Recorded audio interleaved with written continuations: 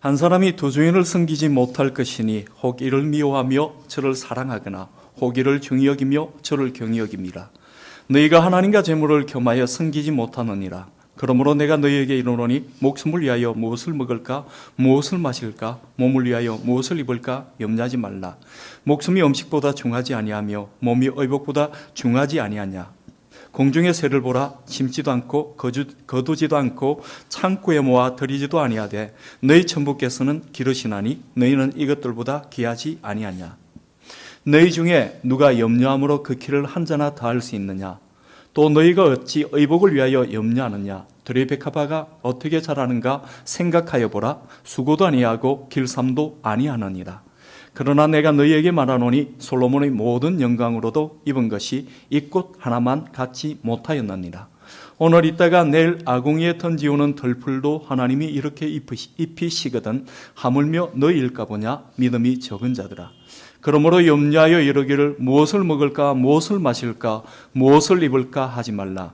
이는 다 이방인들이 구하는 것이라. 너희 천부께서 이 모든 것이 너희에게 있어야 할 줄 아시느니라. 너희는 먼저 그의 나라와 그의 의를 구하라. 그리하면 이 모든 것을 너희에게 더하시리라. 그러므로 내일 일을 위하여 염려하지 말라. 내일 일은 내일 염려할 것이요 한날 괴로움은 그날에 족하니라. 아멘. 오늘 본 말씀 가지고 우리 질문에 갇힌 신앙이라는 제목을 함께 말씀 나누는 시간 갖도록 하겠습니다. 말이 굉장히 어렵지요. 우리 함께 제목을 함께 나누어 갔으면 좋겠습니다. 심리학 용어 가운데 고착 상태라는 말이 있습니다. 고착 상태라는 말이 있는데 이 말은 사람이 어렸을 때 가지고 있던 습관이죠. 그 가운데서 어른이 되어서 보면 유치할 수도 있는 습관을 어른이 되어서도 버리지 않고 계속 지니고 유지하는 것을 고착 상태다라고 이야기를 합니다. 어려서 가졌던 유치한 습관을 어른이 되어서도 가지고 있는 것은 그것 때문에 심리적인 안정을 얻기 때문입니다. 예를 들면 그런 일들이 있지요. 어른이 되어서도 여전히 손톱 물어뜯는 분 있지요. 특히 어떻습니까? 뭔가 불안한 일이 있으면 손톱을 물어뜯습니다. 보기에는 유치해 보입니다. 그러나 어릴 때부터 손톱을 물어뜯음으로 마음이 안정되어지기 때문에 그 습관이 계속해서 어른까지 이어져 오게 되는 것입니다. 어떤 사람은 다 컸는데 여전히 코를 파지요. 그런데 코 파는 건 괜찮습니다. 어릴 때 코딱지 먹던 습관이 있습니다. 그래서 어떻다고요? 자기도 모르게 열심히 파서 동글동글 말아가지고 입안에 톡 집어넣습니다. 보면은 끔찍하지요? 그러시는 분들도 있습니다. 또 이런 습관들도 있죠. 앉으면 뭘 한다고요? 다리를 덜덜덜 떨기 시작합니다. 어른들은 다리 떨면 복 나간다고 그러죠. 그런데 앉으면 다리를 덜덜덜 떱니다. 다리를 떨므로 어떻다고요? 불안한 심리를 해소하였던 어렸을 때의 그 기억들이 남아서 습관들이 남아서 여전히 어른이 되어서도 덜덜 떱니다. 특히나 생소한 곳에 가게 되면 다리를 떨게 되죠. 굉장히 대단하신 분은 어떠냐면 앉아서 다리를 덜덜덜 떨면서 손톱 물어뜯고 그러다가 코를 파가 코딱지 이래 넣으면 정말 대단하신 거지요. 이런 분들 보면 안타깝습니다. 그렇죠. 아유, 저 습관은 버려야 되는데 라는 생각이 들기도 합니다. 애굽에서 이스라엘 백성들이 나올 때 그들에게도 이런 고착 상태가 있었습니다. 그들이 광야길 어려운 일만 경험하게 되면 무엇과 무엇을 비교했습니까? 광야길이 어려움과 애굽을 비교하여서 그들이 원망하고 불평하였지요. 어떻게 보면 말이 되지 않습니다. 그들이 종되었던 애굽에서 나왔지요. 종되었던 애굽에서 나왔고 그들이 가야 할 곳은 가나안입니다. 그 가나안을 향하여 가기 전에 겪을 수밖에 없는 광야길이지요. 겪을 수밖에 없는 연단이었고 겪을 수밖에 없는 시험이었다라는 것입니다. 그런데도 어떻게 된 일인지 광야길을 지나는 이스라엘 백성들이 원망과 불평할 게 따로 있지. 어떻게 애굽에 종되었던 노예로 있었던 애굽과 광야길을 비교해서 원망하고 불평하느냐라는 겁니다.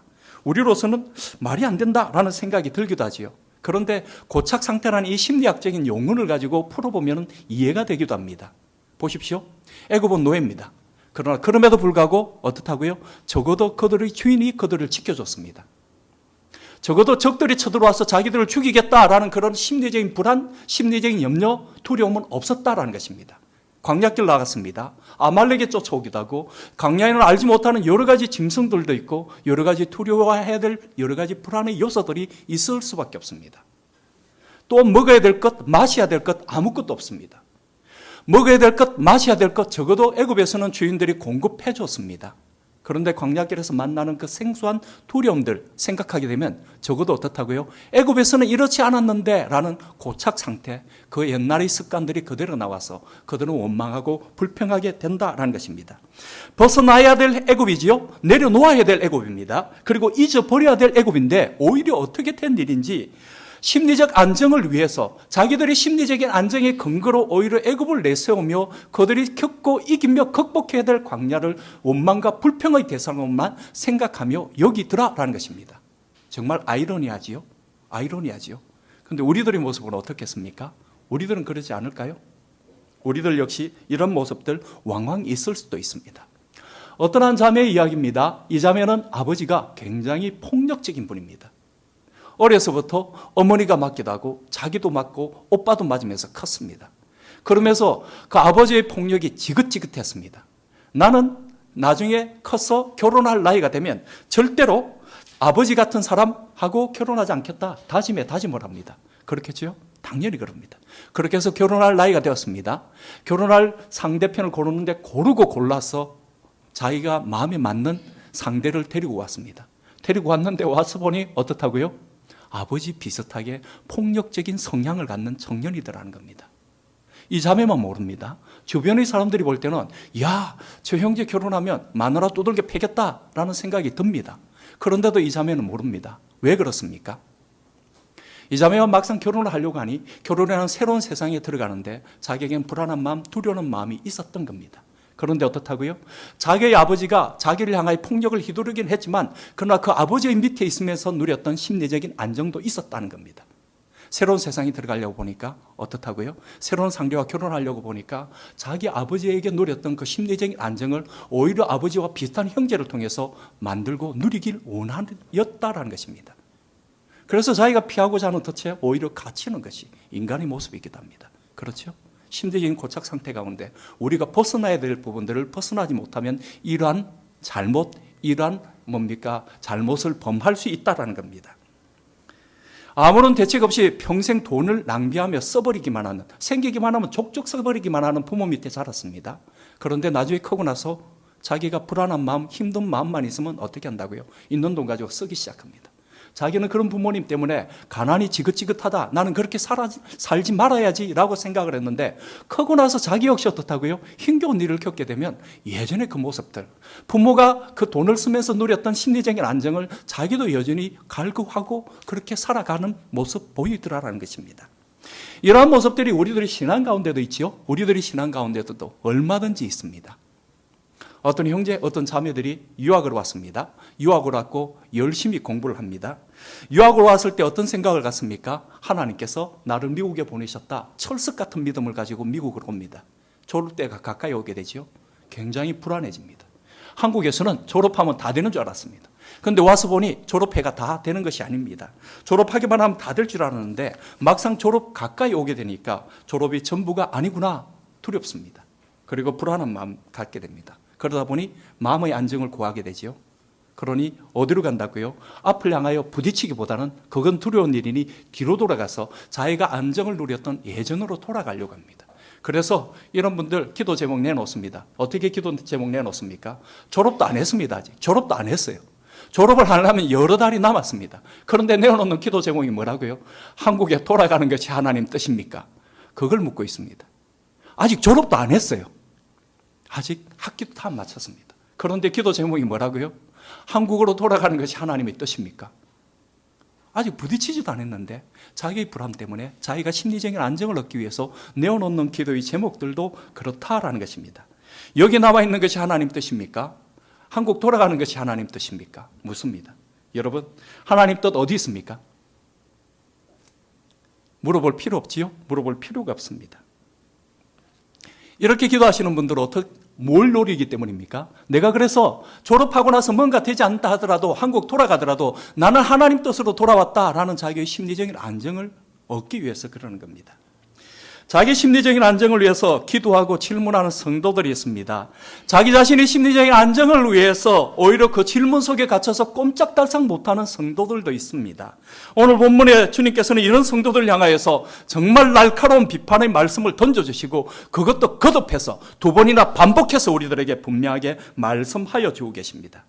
우리가 예수를 믿는다는 것은 우리들의 기도가 무엇을 먹을까, 무엇을 마실까, 무엇을 입을까 하는 것이 아닙니다. 자기 자신을 향하여서 우리가 질문해야 될 게, 나의 인생의 근본적인 문제를 가지고 질문해야 될 것도 나는 내 인생이 무엇을 먹을까, 무엇을 마실까, 무엇을 입을까, 그러한 질문을 하는 것도 아닙니다. 그런데 어떻습니까? 왜 그런 질문을 하는 겁니까? 불안하기 때문이지요. 불안하기 때문입니다. 세상에 이것들 채워지지 않으면 못 살 것 같습니다. 세상에 기본적으로 이것들이 채워져야만이 마음이 안정되어질 것 같습니다. 이것들이 넉넉하게 채워지고 내 곳간이 넉넉해야만이 내가 세상의 행복을 누릴 것 같고 내가 세상의 만족을 누릴 것만 같기 때문입니다. 그런데 어떻습니까?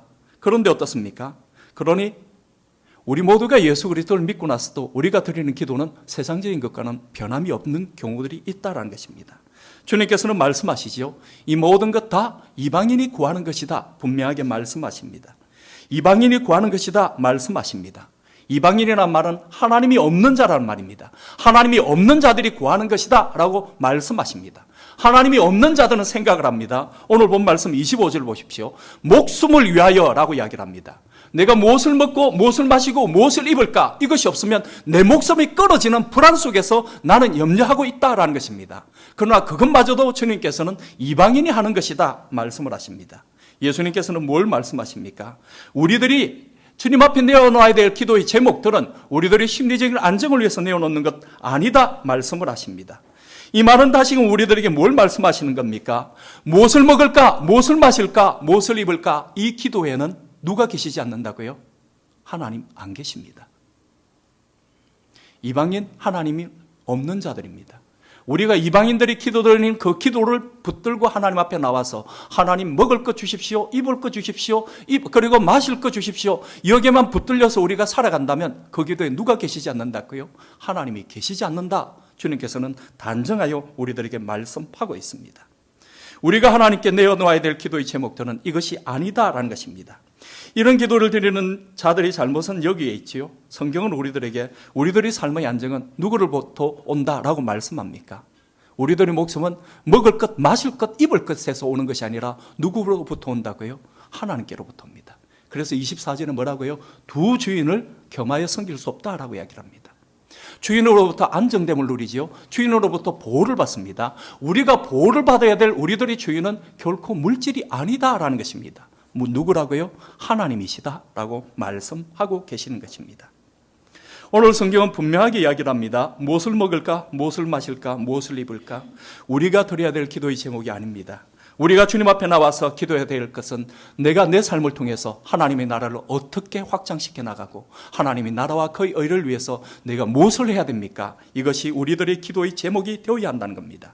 우리가 진실로 하나님의 나라와 하나님의 의를 위해서 내가 살아가겠습니다. 나이 졸업하는 것 그리고 그 이외의 모든 가정들도 당신의 은혜 가운데 나아갈 줄 믿습니다. 믿고 우리가 붙들며 광야길이라 할지라도 붙들며 나아가게 되어질 때 먹을 것, 마실 것, 입을 것 만나와 메추라기로 먹게 하시고 반석을 쪼개서까지 그들의 가란 심령을 채워주시는 하나님의 은혜를 우리 모두가 누리게 될 것이다 말씀하시는 겁니다. 애굽의 프레임에 갇혀서 이스라엘 백성들 광야길로 하나님 인도하셨던 뭡니까? 하나님의 소명을 전혀 찾지 못하고 오히려 원망하고 불평했습니다. 세상 가운데서 우리가 불러냄을 당했습니다. 그리스도인이라는 말은 세상 속에서 불러내셨다라는 말입니다. 세상 가운데서 주님께서는 우리를 불러내셨습니다. 그런데 여전히 우리는 세상의 프레임에 갇혀서 어떻다고요? 세상에서 갖고 있는 염려와 불안으로 우리들의 삶의 질문들이 우리들의 기도가 되어질 수 있다는 것입니다. 성도는 그렇게 되어서는 안 된다는 말입니다. 제가 얼마 전에 박기용 성도하고 이렇게 점심을 나누게 되었습니다. 그날 점심을 나누면서 박기용 성도님에게 여러 가지 이야기들을 함께 나누면서 또한 제가 배우게 되었었습니다. 그러다가 박기용 성도님 이야기 가운데 제가 무릎을 탁 치면서 야 정말 중요한 깨달음이다 라고 생각했던 것이 있습니다. 제가 한번 양해를 구하고 여러분들에게 잠시 소개를 했으면 좋겠습니다. 한국이 지금 금융위기가 왔지요. 금융위기가 왔고, 특히나 더군다나 학원을 하시는 분들에게는 이 금융위기가 큰 시련이 되어질 수도 있습니다. 그런데 박기영 성도님 한국에서 학원을 해나가시면서 이 금융위기 가운데서 위기를 겪는 분이 누군가라는 걸 보게 되었다는 겁니다. 돈을 목적으로 하시는 분들은 금융위기 가운데 정말 위기를 겪더라라는 겁니다. 학원에 오는 아이들이 줄어들게 되고 2과목, 3과목을 배우던 아이들이 1과목으로 줄어들게 되고, 그러니 원장의 수입이 줄어들고 강사들의 수입이 줄어들면서 돈을 목적으로 하시는 분들은 정말 금융위기 가운데 위기가 오더라는 것입니다. 그런데 정말 중요한 것은 돈을 목적으로 하지 않고 아이들을 가르치는 것이 자기에게 주어진 자기의 소명으로 알고 나아가시는 분들은 오히려 이 금융위기에 아무런 타격, 피해를 받지 않더라는 것입니다. 오히려 이것이 기회가 되어서 그 아이들을 더 가르쳐 나갈 수 있는 기회가 되더라라고 말씀을 하셨습니다. 저는 그 이야기를 들을 때 무릎을 탁 쳤습니다. 그렇지라는 생각을 갖게 되었습니다. 하나님께서 나를 이곳에 보내신 분명한 목적이 있다, 우리가 믿는다면 여러분, 졸업이 가까운다고 우리가 두려워할 것 없습니다. 왜냐하면 하나님께서 나를 보내셨기 때문에, 하나님께서 나와 동참하시기 때문에, 하나님께서 나와 동행하시기 때문에 우리는 두려워할 것이 없습니다. 왜냐하면 전능하신 하나님이 계시기 때문입니다. 그러나 무엇을 먹을까? 우리가 무엇을 먹을까? 무엇을 마실까? 무엇을 입을까? 이것에 우리들이 삶의 기준을 삼고 이것만을 붙들고 이것을 주인으로 삼고 나아간다면 여러분, 우리들은 졸업이 가까우면 가까울수록 불안한 마음, 두려워하는 마음 가질 수밖에 없지요. 왜냐하면 그들이 나의 주인이기 때문에, 그들이 나를 배신할까 봐 우리는 두려워하는 마음을 가질 수밖에 없다는 것입니다. 우리는 전능하신 하나님께서 우리와 함께 하신다라는 믿음을 가지고 나아가야 합니다. 그리고 우리가 하나님께서 나와 함께 하시기 때문에 내가 때로는 광야길을 걷는다 할지라도 하나님께서는 만나와 메추라기로 내 삶을 채워주시고 반석을 쪼개었을까이도 내 삶의 가란 심정들을 적셔주신다, 믿고 나아가야 한다는 것입니다. 그럴 때 우리는 은혜를 맛보고 예수 그리스도의 능력을 맛보고 하나님이 나와 함께 하시구나, 우리가 주님께서 나와 함께 하시는 그 귀한 은혜의 흔적을 우리가 갖게 된다라는 것입니다. 갈렙을 보십시오. 이스라엘 백성들이 애굽에서 나와서 가나안 땅에 들어올 때 갈렙과 여호수아만이 성인 가운데 유일하게 살아남은 2사람입니다. 하나님께서는 어떻습니까? 갈렙에게 그가 원하는 땅 무엇이든 다 주시겠다 약속하셨지요. 갈렙이 여호수아 앞에 섰습니다. 그러나 이스라엘의 가장 기름진 땅을 분배받을 자격을 갖춘 사람입니다. 그런데 그가 여호수아 앞에 서서 원하였던 땅은 어느 곳입니까? 이스라엘이 가장 기름진 땅을 원한 것이 아니라 아무도 정복하지 못했던 헤브론 산지를 주십시오라고 이야기를 합니다. 헤브론 산지는 물이 없습니다. 더군다나 산지이기 때문에 점령하기는 더 어렵습니다. 밑에서 올라가는 사람은 위에서 방어하는 사람들보다 적어도 병력이 5배는 더 되어야 되겠지요. 더군다나 헤브론 산지는 누가 점령하고 있습니까? 아낙 자손이란 거인 족속들이 점령하고 있습니다. 그들은 철마차, 철병거를 가지고 있고 더군다나 그들의 후손 가운데 한 사람이 골리앗입니다. 키가 2m 넘는 기골이 장대하고 철병거를 갖고 있고 철제 무기를 가지고 있는 그들 이스라엘 백성들이 맞서서 싸울 수는 없습니다. 그럼에도 불구하고 갈렙은 그 땅을 내게 주십시오, 여호수아에게 구하였습니다. 그가 이야기를 합니다. 그것은 아낙 사람들이 있고 그 성들은 크고 견고할지라도 여호와께서 혹시 나와 함께 하시면 내가 필경 여호와의 말씀하신 대로 그들을 쫓아내리라 라고 그는 이야기를 하며 그 땅을 주십시오라고 여호수아에게 이야기를 합니다. 적어도 그의 마음속에는 애굽의 기름가마를 그리워하고 그래도 주인들이 내겐 이것을 주셨는데, 주인들이 나를 보호하셨는데 라는 다른 이스라엘 사람들과 같이 애굽을 그리워하며 마음의 안정을 구하지는 않았습니다. 이 길이 내게는 힘든 일이 되어지고 이 길이 내게는 고난의 길이 되어지고 이 길이 내게는 하나님이 나를 연단하시는 길이 되어진다 할지라도 하나님이 나와 함께 하시니 나는 나가겠습니다. 저 헤브론 산지를 내게 주십시오 라고 그는 이야기를 하였던 것입니다. 여호수아가 여분네의 아들 갈렙을 위하여 축복하고 헤브론을 그에게 주어 기업을 삼게 하며 헤브론이 그니스 사람 여분네의 아들 갈렙의 기업이 되어 오늘날까지 이르렀으니 이는 그가 이스라엘의 하나님 여호와를 온전히 쫓았음이며 헤브론의 옛 이런 기랏 아르바라, 아르바는 아낙 사람 가운데 가장 큰 사람이었더라. 그 땅에 전쟁이 그쳤더라 라고 성경은 그 결과에 대해서 우리들에게 말씀하고 있습니다. 갈렙은 당연히 나가서 헤브론 산지를 점령했습니다. 왜냐하면 하나님이 함께 하시기 때문에. 하나님이 무엇을 먹을까, 무엇을 마실까, 무엇을 입을까 염려하지 말고 그의 나라, 그의 의를 구하며 나가서 싸우라 라고 하였고 그 말씀대로 나갔더니 그는 이기게 되었다라고 이야기를 합니다. 그리고 안악자손의 새 우두머리를 물리치게 되었었고, 그리고 최선을 다하여 온 힘을 가지며 헤브론 산지를 점령하였을 때 그 땅을 점령하는 놀라운 역사를 경험했다라고 이야기를 합니다. 여기까지는 우리가 늘 나누는 이야기지요. 그런데 여기서부터 더 놀라운 일들이 있습니다. 무엇입니까? 갈렙이 헤브론 산지를 점령하였습니다. 그리고 그 땅을 유다 지파가 나누게 되었습니다. 그런데 우리가 구약 성경을 보게 되면 이스라엘의 11지파의 상대에서 한 지파가 그 지파들 모두와 상대해서 싸워서 지지 않고 오히려 이길 수 있는 지파가 있죠. 어느 지파입니까? 유다 지파입니다. 유다 지파는 정말 강대한 지파입니다. 그 지파에서 다윗이 나왔고 그 지파에서 예수 그리스도가 탄생하셨습니다. 유다 지파는 50만 이상의 장정을 보유한 지파였습니다. 갈렙이 어떻습니까? 헤브론 산지를 주십시오. 그 땅에 살고 있는 아낙 자손들과 싸우면은 우리 지파는 죽을 것이고 없어질 것입니다라고 생각한 것이 아니라 그 땅은 하나님께서 내게 주셨습니다. 믿음으로 나아갔더니 오히려 유다 지파가 번성하는 비결이 되었었고, 갈렙이 이겼던 것처럼 우리도 이길 수 있다라는 마음으로 유다 지파는 더욱더 번성하게 자라나가고 그 땅 가운데서 다윗이 자라나는 역사를 보여주더라라는 것입니다. 이것이 가장 큰 축복이지요. 이것이 가장 큰 축복입니다. 그래서 나중에 이스라엘이 갈라져서 북은 이스라엘이 되어지고 남은 유다가 되어진다 할지라도 유다가 오히려 이스라엘보다 더 강하고 오래 가는 것을 우리가 알게 되는 것입니다.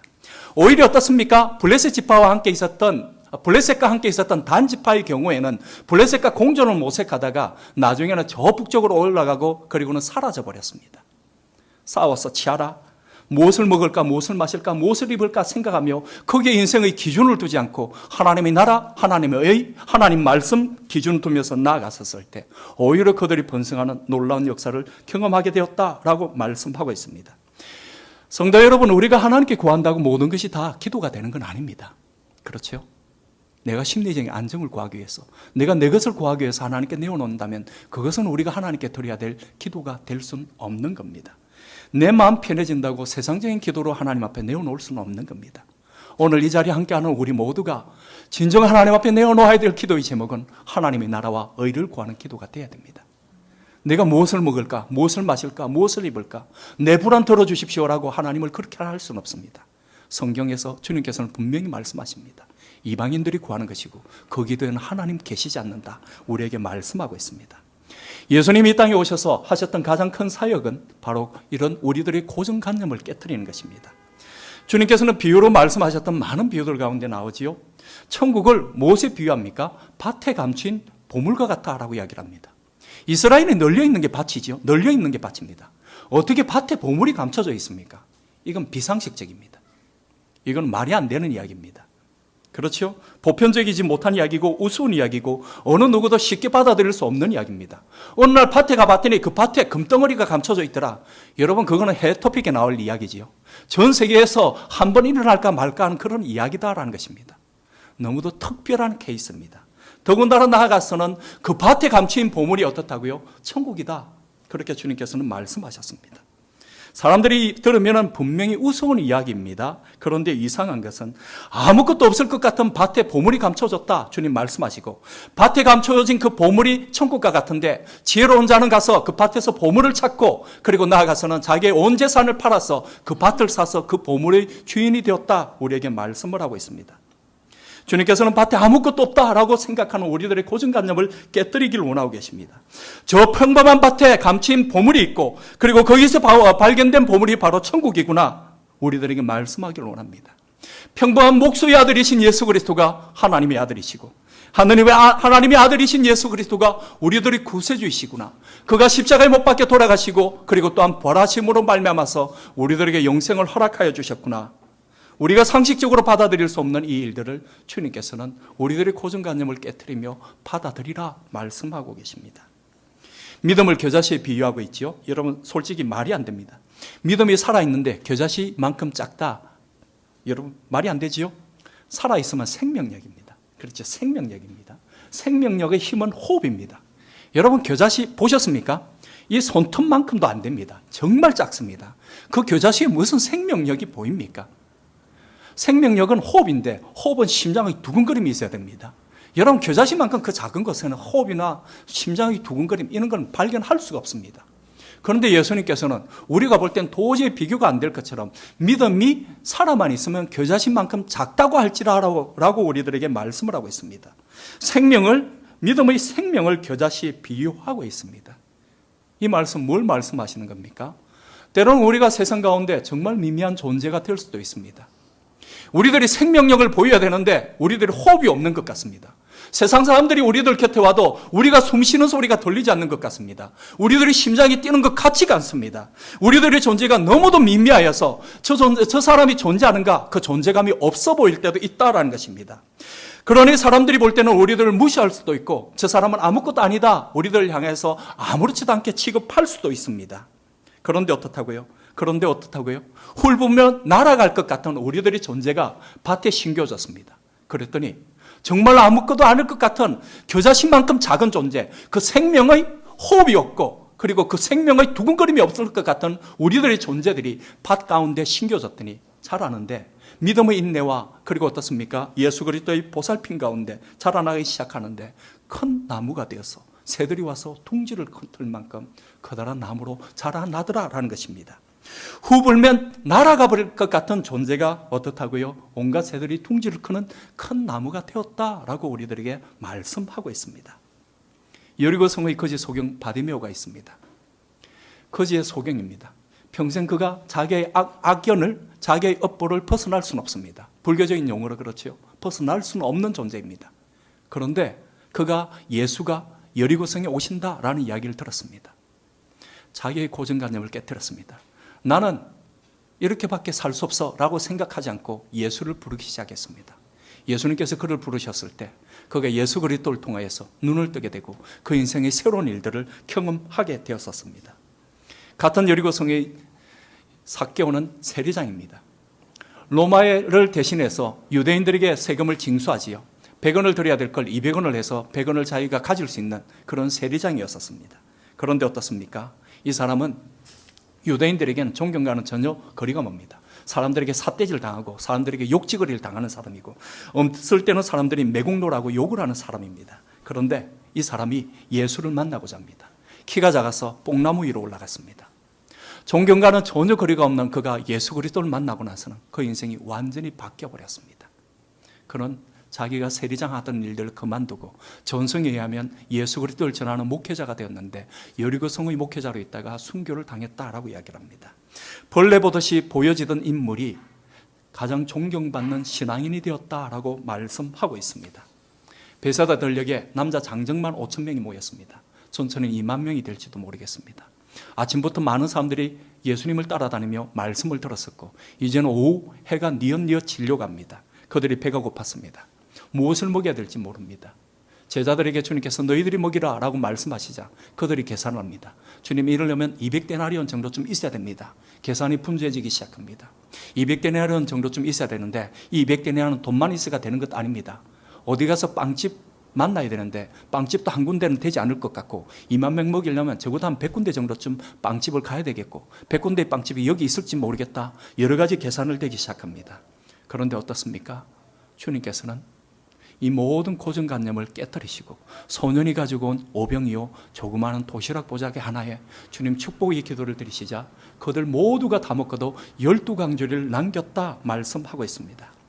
오늘도 주님께서는 우리들을 향하여 말씀하시기를 우리들이 육신을 가지고 살아가는 이 땅은 무엇을 먹을까, 무엇을 마실까, 무엇을 입을까 염려해야 될 것 같지만 그러나 그런 고정관념들을 깨뜨리고 우리가 하나님의 나라와 의를 위하여 살아가게 되면 우리들의 삶은 전혀 달라질 것이다 라고 말씀합니다. 그러면 손해볼 것 같고 인생이 답답해질 것 같지요. 그러면 우리들 인생에 뭔가가 뭡니까? 재미가 없고 너무도 무료해질 것 같습니다. 그러나 그렇지 않다라는 것입니다. 인생의 위기는 오히려 돈을 아는 것에서 온다라는 것입니다. 저는 제가 한국에 있을 때 지금도 기억납니다. 현대그룹이 정말 한때 큰 위기를 겪었을지요. 그때의 텔레비전에서 나오는 장면이 아직도 기억이 납니다. 현대그룹의 왕자의 난이다라고 하지요. 정몽구, 정몽은 둘째 아들과 다섯째 아들이 서로가 아버지를 놓고서 누가 장자냐, 누가 아버지의 상속인이냐 놓고 싸웠던 왕자의 난이라는 것이 있습니다. 한때는 정주영 회장 어떤 사람이었습니까? 대한민국 모두를 향하여서 나를 대통령 뽑아주면 국민들에게 아파트 반값으로 제공하겠다 큰 소리 치면서 자기의 천문학적인 부를 자랑하던 분이었습니다. 그런데 그가 거의 말년에는 병이 깊어지게 되고, 그리고는 자기의 첫째 아들도 죽고, 그리고 둘째와 다섯째는 싸우는 모습을 보게 되죠.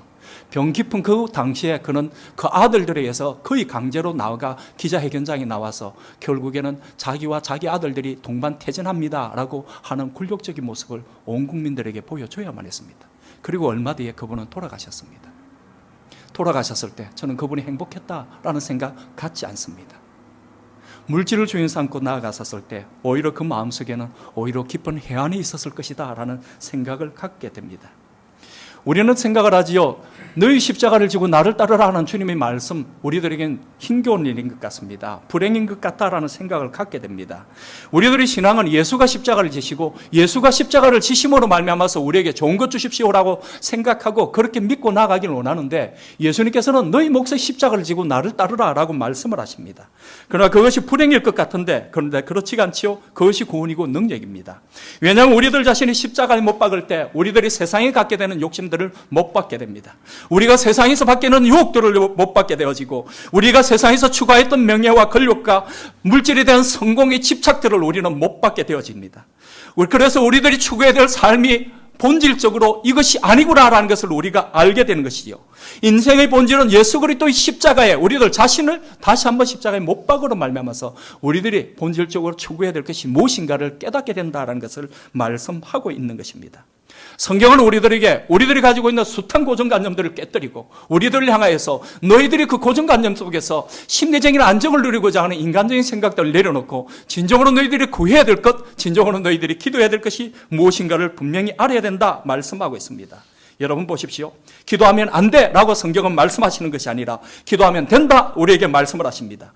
믿어도 별 수 없어 라고 말씀하시는 것이 아니라 너희 믿음이 살아만 있다 그러면 겨자씨만큼 작다고 할지라도, 겨자씨만큼 작아서 그 존재감이 너무도 미미하여 사람들이 하찮게 여길지 모른다 할지라도 그것이 땅속에 심기면 나중에는 새들이 와서 깃드는 큰 나무가 될 것이다 말씀을 하십니다. 5,000명에 되는 이 많은 사람들을 어떻게 먹이겠습니까? 제자들이 나서서 계산을 분주히되며 죽판화를 튕기고 있을 때 주님께서는 그 소년이 5병이요 도시락 보자기 하나만으로도 축복의 기도를 하시자 5,000명을 먹이고도 12강줄이 하나 남기는 놀라운 역사를 보여주셨습니다. 죽은 지 나흘이 되는 나사로입니다. 사람은 호흡이 끊기면 30분만 지나면 뇌가 썩기 시작합니다. 나흘이 되었다는 말은 장기간도 다 썩어버렸습니다. 그 모습만 그래도 형체가 남았지 안의 모습은 다 썩어버렸습니다. 그래서 어떻다고요? 배로 동동 메어서 무덤에 넣고 돌로 막아버렸습니다. 당시의 돌무덤에 막는 돌은 2톤 정도 됩니다. 그런데 주님께서 그 돌너머에 있는 나사로를 향하여 나사로야 이리 나오느라 말씀 한마디 하시자 놀라운 것은 그 죽었던 나사로가 모든 것이 완전히 깨끗하게 된 채로 살아서 나오게 되더라라는 것입니다. 우리는 세상의 프레임에 갇혀서 우리가 내어놓는 기도의 제목들이 걱정과 염려가 되어질 수도 있습니다. 우리는 세상의 프레임에 갇혀서 우리가 주님 앞에 내어놓는 기도의 제목들이 내가 심리적으로 안정되어지는 것을 내어놓을 수도 있습니다. 그러나 어떻습니까? 우리가 주님의 옷자락만 잡는 것만으로도 12의 혈루병이 나을 수 있는 역사가 있다는 사실을 우리는 믿어야만 합니다. 우리가 주님 앞에 나와서 진실로 하나님의 나라와 하나님의 의를 구한다면 하나님께서는 우리들의 삶에 동참하십니다. 무엇을 먹을까? 무엇을 마실까? 무엇을 입을까? 그 삶 속에서는 하나님 계시지 않습니다. 여러분들의 기도의 제목과 여러분들의 질문들이 정말 주님 기뻐하시는 기도의 제목, 질문들이 되길 바랍니다. 여러분 진정으로 여러분들이 살아가면서 내어놓아야 될 기도의 제목들, 하나님의 은혜를 맛보고 하나님의 능력을 맛보기를 원하는 기도의 제목들은 주님께서 나를 이곳까지 불러주셨으니 지금까지 공부하게 하시고 오게 하심을 감사합니다. 이후의 모든 삶 주님께 맡겨드리니 내 삶을 통해서 하나님 영광 받아주십시오. 진실로 그 마음 가운데서 우리들의 기도의 제목들을 내어놓아야 될 줄 믿습니다. 그럴 때 주님께서 우리들의 삶 속에 귀한 은혜의 흔적들을 남기실 것입니다. 우리의 조국 대한민국 여러분 복음 전하는 수많은 선교사님들이 계시죠. 그들 가운데 제가 한 분을 여러분들에게 소개해드리고 말씀 정리하겠습니다. 호모 헐버트 선교사입니다. 여러분 혹시 헐버트 선교사 기억나십니까? 역사 시간에 얼마나 공부했는지 여기서 나오지요. 굉장히 유명한 정치인으로 여러분들 알고 계시는 분들 계시는데 이분은 선교사입니다. 1863년 1월 26일 미국 버몬트에서 사역하는 목사님의 둘째 아들로 태어났습니다. 1884년 아이비리그로 유명한 다트머스 대학을 졸업했습니다. 그리고 1886년에 한국으로 건너왔습니다. 1886년에 건너와서 1809년에 이분이 미국으로 돌아오셨는데 만 23년간 한국 땅에 머물면서 이분이 하셨던 많은 업적들이 있지요. 첫 번째로는 이분이 세웠던 것, 여러분들도 아시는 YMCA 헐버트 선교사님이 세우셨습니다. 두 번째는 1905년 을사조약이 있었죠. 일본이 강제로 한국의 외교권을 가져갔습니다. 고종 황제를 극박하고 나서 외교권을 가져갈 때, 그 을사조약이 있을 때 헐버트 선교사님 권총을 들고 고종 황제의 어전을 지켰던 분입니다. 그리고 1907년 이준 열사로 유명한 헤이건 밀사 사건 뒤에서 도왔던 분도 이 바로 헐버트 선교사님입니다. 결국에는 이분이 있으면 더 이상 많은 일들이 진행 안 되겠다라는 생각에 미국을 협박하였고, 그리고 미국은 결국에는 그를 소환하여서 그는 한국을 강제로 떠날 수밖에 없었습니다. 그는 한국을 떠나고 나서는 나중에 선교 사직을 그만두시고 바로 이후에지요, 매사추세츠 스프링필드에서 지내셨습니다. 제가 여러분들과 함께 나누고자 하는 것은 이 헐버트 선교사님의 아드님 이야기입니다. 그가 한국에 도착했었을 때 헐버트 선교사님은 결혼해서 오셨는데 선교사의 아내가 아기를 갖고 있었습니다. 그래서 그 아기가 1896년 2월에 태어났습니다. 그런데 그만 당시로는 굉장히 많은 풍토병, 전염병이 도는 조선에서 1897년 3월 1년 1개월을 살고 그 아이는 죽고 말았습니다. 아들이었는데 그 아들의 이름은 셸던 헐버트였었습니다. 이 아들을 당시 외국인 선교사들이 묻히는 양아진에 묻었습니다. 그리고 나서는 얼마 뒤 이분이 한국 땅을 떠나게 되었었죠. 떠나면서 1년 1개월을 살고 죽었던 자기의 아들 셀던을 생각하면서 늘 마음이 아팠다고 합니다. 박수길 선생이 아리랑을 부르는 헐버트라는 제목으로 글을 쓴 적이 있었습니다. 그리고 그분이 이 글 속에서 굉장히 놀라운 이야기를 우리에게 전해줍니다. 여러분, 오늘날 많은 사람들이 아리랑을 알죠. 미국 사람들도 알고 서양 사람들도 압니다. 그런데 미국 사람들이 알아들을 수 있도록 서양식으로 악보를 만들고 가사를 만들어서 전하였던 분이 누구였냐면 바로 이 헐버트 선교사입니다. 예전에는 한국식의 악보였는데 서양식 악보, 우리가 콩나물 대가리지요. 저도 음악에 대해서는 좀 무례하니 내가 콩나물 대가리 맞습니까? 뭐라고 합니까 그걸? 음표. 예. 좀, 유식한 이야기를 제가 잘 모르고, 제가 아는 건 콩나물 대가리입니다. 아무튼, 음표. 예. 음표로 이번에 정확하게 만드시고, 이렇게 서양에 전하신 분입니다. 박수길 선생이 한국 음악의 연구지인 코리안 보컬 뮤직이라는 곳에서 헐버트 선교사가 아리랑 악보와 그리고 가사를 실었던 그 배경을 이야기를 합니다.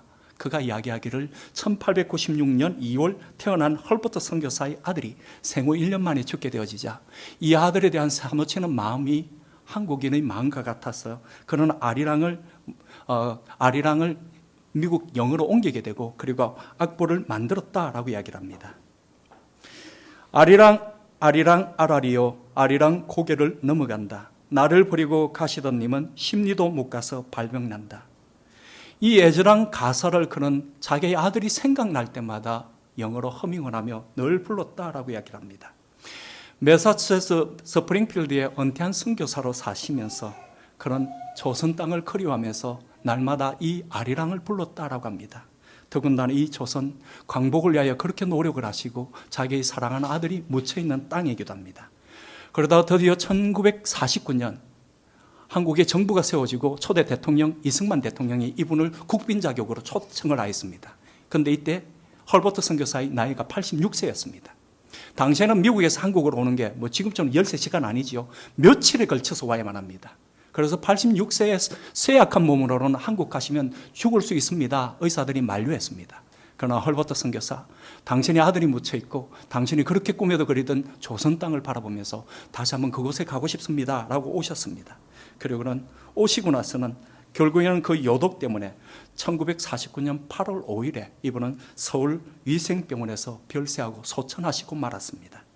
그리고 그는 한국 정부가 만들어지고 나서 최초로 사회장, 외국인을 위한 사회장으로 양아진 제1묘역에 8월 11일에 묻히셨습니다. 1950년 3월 1일 3.1절 기념식에는 이분이 건국 공로훈장을 받았었습니다. 그의 묘비에는 여러분들도 아시는 것처럼 한국인보다 한국을 더 사랑했고 자신의 조국보다 한국을 위해 헌신한이라는 혐오비가 있죠. 그리고 마지막에는 이렇게 되어 있습니다. 나는 웨스트민스터 성당보다도 한국 땅에 묻히기를 원하노라 라고 이야기를 합니다. I would rather be buried in Korea than in Westminster Abbey. 웨스트민스터의 사원이 아무리 명예롭다 할지라도 나는 한국의 이 거친 땅에 묻히기를 원하노라 라는 헐버트 선교사의 자기의 유언이 담겨 있습니다. 그가 그토록 그리워하던 아들, 그가 그토록 원하였던 조선의 독립이 이분의 노력 가운데 이루어졌지요. 이런 분들이 나와서 한국 땅을 위해서 선교를 하셨기 때문에 한국이 그만큼 세워지는 귀한 초석이 되었다라는 것입니다. 사랑하는 성도 여러분, 우리는 메데바사의 에스더를 알고 있습니다. 그는 아하수에로 왕의 왕비였습니다. 그러나 왕이 자기에게 나오지 말라라고 이야기를 하면 나오라라고 말을 할 때까지 왕비는 왕에게 나아갈 수가 없습니다. 그러나 하만이라는 대신이 모든 이스라엘 백성들을 죽이고자 작정을 하였었을 때 그는 자기의 생명을 내걸고 아하수에로 왕 앞으로 나갑니다. 그때 남겼던 유명한 이야기가 죽으면 죽으리라라는 것입니다. 죽으면 죽으리라는 말입니까? 아니지요. 죽으면 죽으리라는 믿음으로 가는 것입니다. 왜냐하면 그 믿음 가운데 하나님이 계시기 때문입니다. 죽으면 어떻게 하겠느냐? 내가 먹어야 되는데, 내가 마셔야 되는데, 내가 입어야 되는데 거기에는 하나님 계시지 않지만 죽으면 죽으리라 우리가 진정 믿고 나가면 그 믿음 가운데 하나님 계심을 그는 알았다는 것입니다. 생명을 내걸고 하나님을 믿고 나아갔을 때 아하수에로 왕은 그를 굉장히 따뜻하게 맞이하게 되었고 결국에는 자기의 민족 이스라엘 민족을 구원하게 되고 오히려 자기의 민족을 죽이려던 하만이 그 장대에 달리는 역사를 만들게 되었습니다. 사랑하는 성도 여러분, 오늘 우리가 예수를 믿는다면 온전하게 믿을 수 있길 바랍니다. 여러분 누구를 섬기십니까? 예수를 온전히 섬기시고 우리들이 삶 가운데 내어놓아야 될 기도의 제목들이 진정 주님께서 원하시는 그의 나라와 그의 의를 구하는 기도의 제목이 되기 바랍니다. 왜냐하면 하나님께서는 여러분들이 삶 속에 하나님께서 정하신 목적과 소명이 있기 때문입니다. 하나님 나를 불러주셨으니 내가 이곳에서 하나님 나라를 위한 귀한 기둥되게 해주십시오. 간절하게 기도하며 믿음으로 나아갈 수 있는 저나 여러분 우리 모두가 되길 축원합니다. 기도하겠습니다.